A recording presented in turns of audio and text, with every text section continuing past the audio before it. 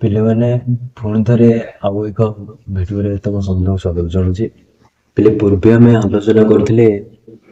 ଦେଖ, ତମମାନଙ୍କୁ କହିଥିଲି ଯେ ସ୍କ୍ରିନକୁ ଦେଖ ପିଲେ, ଏଇ ହଉଛି ଆମର ତମମାନେ ଆମର ମାୟା ରୂପକ ସଂସାର, ଆମର ଯୋଉ ସଂସାର ବୁଝିପାରିଲେ, ଇଏ ହଉଛି ଯୋଉ ମାୟା ସଂସାର। କବି କହୁଛନ୍ତି ବାରିଧି, ବୁଝିପାରିଲା, ବା ଗୋଟେ ଜଳଧି। ଏବଂ ଜଳଧିକୁ ଆମକୁ ସବୁ ପ୍ରତି ମଣିଷକୁ ଏଇ ସଂସାରରୁ ପାରି ହବାକୁ ପଡିବ, ବୁଝିପାରିଲା, ପାରି ହବାକୁ ପଡିବ।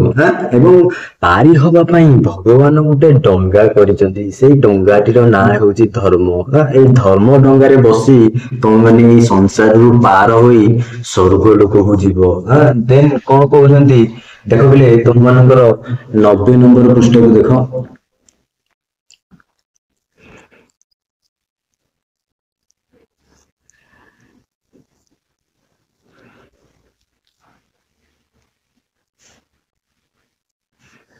ଧର୍ମ ଏକା ସିନା ମହତ ପଣିଆ, ଆଉ ବଡ ପଣ ଅଡେଇ ଦିନିଆ। ତାହେଲେ ଧର୍ମ ଏକା ସିନା ମହତ ପଣିଆ, ମହତପଣ କଣ ନା ଧର୍ମ। ଧର୍ମ ଆଚରଣ ହିଁ ମହତପଣିଆ। ମହତପଣ ଶ୍ରେଷ୍ଠପଣ କଣ ଜାଣିଛ ନା? କଣ ନା ଧର୍ମ ଆଚରଣ। ଦେନ୍ ଆଉ ବଡ ପଣ ଅଡେଇ ଦିନିଆ। ଯେଉଁ ମିଥ୍ୟ ବଡ ପଣ କରୁନେ, ମିଥ୍ୟ ଅହଙ୍କାର ଭାବ କରୁଛେ, ବା ଆମେ ମନେ ମନେ ଗର୍ବ କରୁଛେ, ସେଇ ସବୁ ଅଢେଇ ଦିନିଆ, ସେଇ ସବୁ ଏଇଠି ରହିଯିବ। ସେ ସବୁ ଏତେ ଧନ ସମ୍ପତ୍ତି, ଏତେ ହାତୀ ଘୋଡା ଅଶ୍ଵ, ସବୁ ଆମେ ଯେତିକି ଯେଉଁ ବଡପଣ କରୁଛେ, ସବୁ ଅଢେଇ ଦିନିଆ, ସବୁ ଏଇଠି ରହିଯିବ। ପରନ୍ତୁ ଧର୍ମ ଯଦି ତମେ ମାନେ କରିଥବ, ସେଇ ଧର୍ମ ତମ ସାଙ୍ଗରେ ଯିବ, ବୁଝିପାରିଲା। ଯୁଧିଷ୍ଠିର ଯେତେବେଳେ ଶ୍ରଗା ଶ୍ରଗା ପ୍ରସାଦ ଗ୍ରହଣ କରୁଥିଲେ, ଶ୍ରଗା ଗ୍ରହଣ କରୁଥିଲେ, ତାଙ୍କ ସାଙ୍ଗରେ କିଏ ଯାଇଥିଲା? ଏକମାତ୍ର ଧର୍ମରାଜ, ହେଲା କି ଧର୍ମ ଦେବତା। ଦେନ୍ ଦେଖ,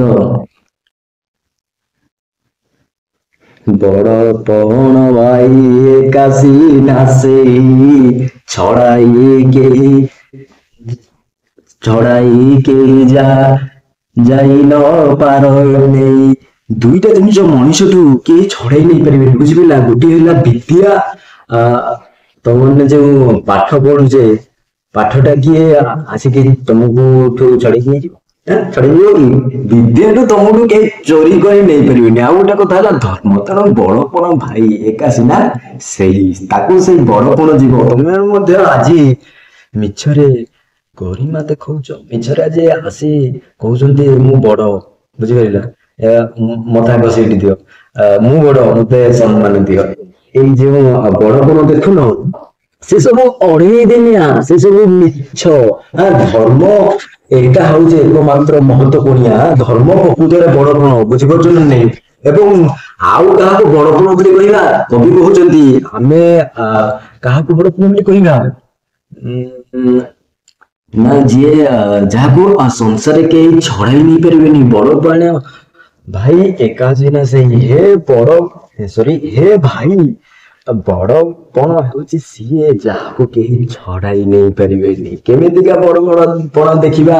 ଦେଖ ବୋଇଲେ, ବଡ ପଣ ସେଇ ଅନ୍ତେ ସିଧାଚାର, ସୌରଭେ ଚଟୁ ଥାଏ ସଂସାର।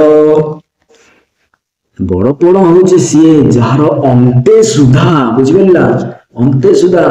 ଅନ୍ତେ କହିଲେ ମୃତ୍ୟୁ, ବୁଝିପାରିଲା, ପରେ ମଧ୍ୟ।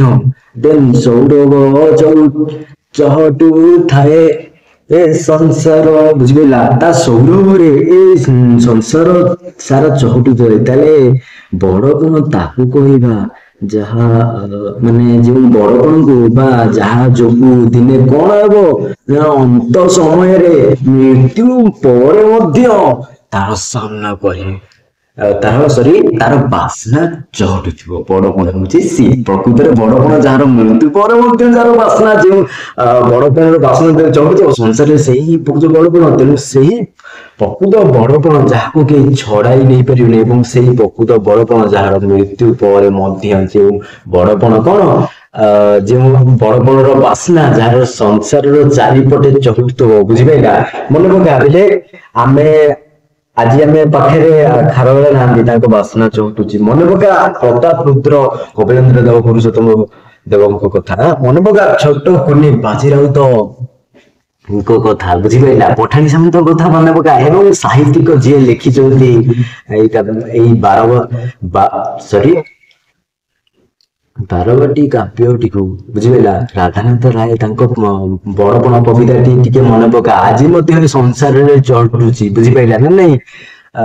ତାହେଲେ ବଡପଣ ସେହି ଯାହାର ଅନ୍ତ ପରେ ମଧ୍ୟ ତାର ବାସ୍ନା ଚହଟୁଥାଏ ବୁଝିପାରିଲା। ଏବଂ ତାପରେ କଣ ଅଛି କିରେ ଏସବୁ,